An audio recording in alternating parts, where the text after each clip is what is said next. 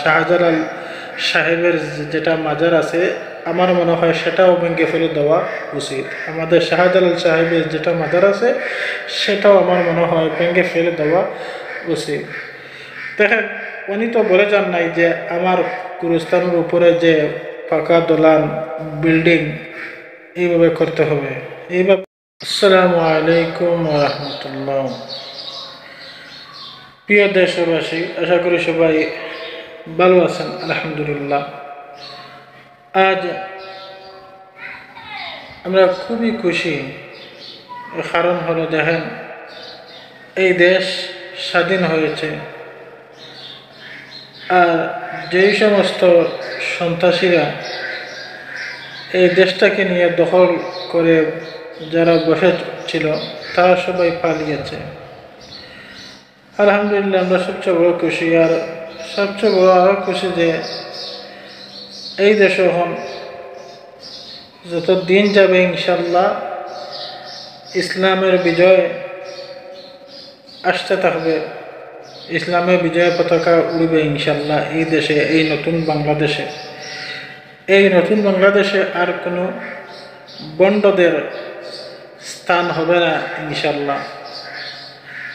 এই নতুন বাংলাদেশের সামনে দিয়ে কোরআন হাদিস দ্বারা আমাদের দেশ, আমাদের সমাজ, আমাদের রাষ্ট্র পরিচালনা করা হবে ইনশাল্লাহ। যদি আমরা সর্বক্ষেত্রে মুসলমান যদি এক থাকি, সুন্নি বলেন, জামাত বলেন, কওমি বলেন, হেফাজত বলেন, আমরা সবাই যদি এক থাকি তাহলে এই দেশ, এই রাষ্ট্র, এই সমাজ কোরআন সুন্নাহ মোতাবিক গড়তে আর কোনো অসুবিধা হবে না। সবথেকে মূল বিষয় হচ্ছে আমরা এক হতে হবে। মুসলমান আমাদের মাথায় রাখতে হবে আমরা মুসলমান ভাই ভাই, আমাদের মধ্যে কোনো হিংসা বিবাদ থাকতে পারে না। আমরা সবাই এক হয়ে এই দেশের জন্য, এই জাতির জন্য, ইসলামের জন্য, দ্বীনের জন্য কাজ করে যাব ইনশাল্লাহ। আর এই দেশে কোনো আর বন্ডদের স্থান হবে না। আর সব থেকে মূল বিষয় খুশি যে দেওয়ানবাগির মাজার যে ভেঙে ফেলে দেওয়া হয়েছে, আলহামদুলিল্লাহ, যে শিরকুর আস্তানা ভেঙে ফেলে দেওয়া হয়েছে।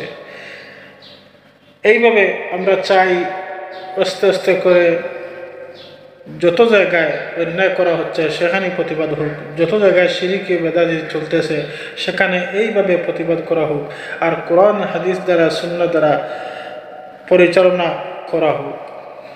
দেখেন, আমাদের সিলেট যে শাহজালাল ইয়ামানি সাহেবের মাজার শাহজালাল সাহেবের যেটা মাজার আছে আমার মনে হয় সেটাও ভেঙে ফেলে দেওয়া উচিত। আমাদের শাহজালাল সাহেবের যেটা মাজার আছে সেটাও আমার মনে হয় ভেঙে ফেলে দেওয়া উচিত।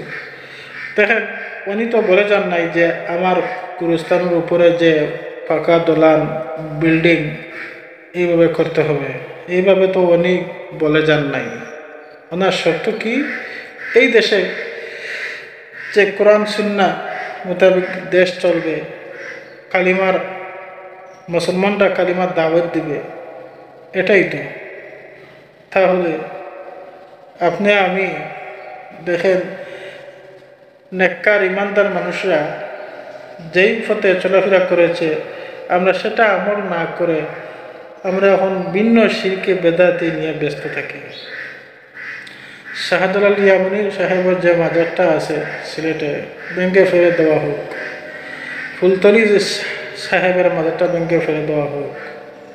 আমি যাচ্ছি কাছে আবেদন আসছি, দয়াল বাবা না হাজা বাবা যেটা আছে এই শিরকের আস্তানা ভেঙে ফেলে দেওয়া হোক। শিরস্বর 18 বাংলাদেশে যতটা মাজার রয়েছে সবটাই মাজার ভেঙে ফেলে দেওয়া হোক। এক কথায় বাংলাদেশ শিরিক মুক্ত বাংলাদেশ করতে হবে।